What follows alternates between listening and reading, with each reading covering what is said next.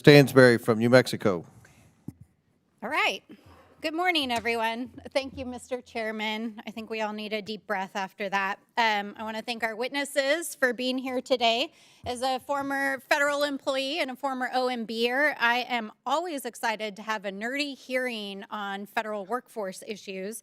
But I think it's important to actually be real about what this hearing is actually about. And I think it's always important here in the Oversight Committee to pull back the curtain on kind of the bigger agenda and why these hearings get called.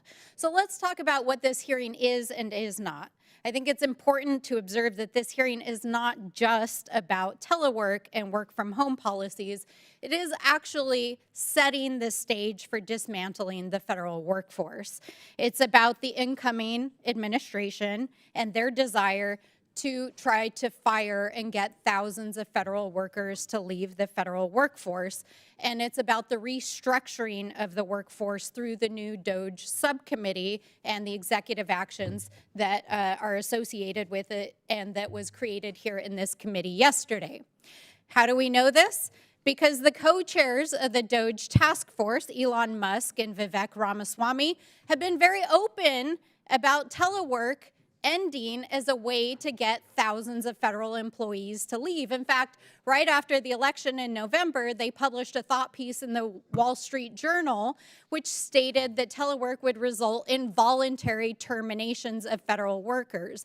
It's also noteworthy that one witness who's here today is from an organization that was co-founded by an author of Project 2025 and was a former Trump OMB official. It's also noteworthy that the majority here in the Oversight Committee actually tweeted from their own account this week that they were plotting to take down the deep state.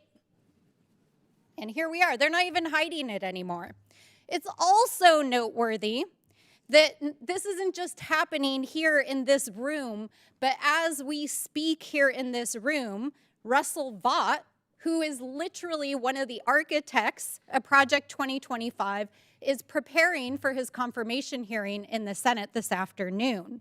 Now, Mr. Vought is one of the former leaders of OMB. He is, by his own description, called his own think tank the Death Star. And has made it very clear that his intentions upon becoming the OMB director is to eviscerate and dismantle the federal workforce. But I think it's also worth noting to Mr. Vought and to other Star Wars fans that the Death Star actually had 1.7 million military personnel and almost 500,000 droids and civilians working there, because even Commander Tarkin and Darth Vader understood that it takes a workforce to get stuff done. So, not unlike the Death Star, we have to be clear that there is a nefarious intention behind this hearing and what we know is coming. And Donald Trump has been very clear that he plans to sign an executive order in the coming weeks, possibly even next week, that will end work from home.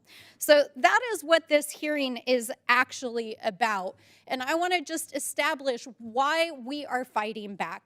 It's not only essential to make sure that our federal agencies, our military, our security is protected, that our workers can do their jobs, but it also is fundamental to our economy, as Mr. Davis has pointed out. In fact, in New Mexico, we have one of the largest federal workforces in active duty military in the country. 22,000 New Mexicans work for the federal government, for our national laboratories, our military, our Social Security Administration. These are the hardworking people that come to work every day to proudly serve the American people, to make sure that you get your Social Security check, to make sure that you get your disability, to make sure that our national security is protected, to make sure that our public lands are protected, and to make sure that our roads are paved and you can get to work, put food on the table, a roof over your head, and keep this great country going. That is what our federal workforce does every day in this country.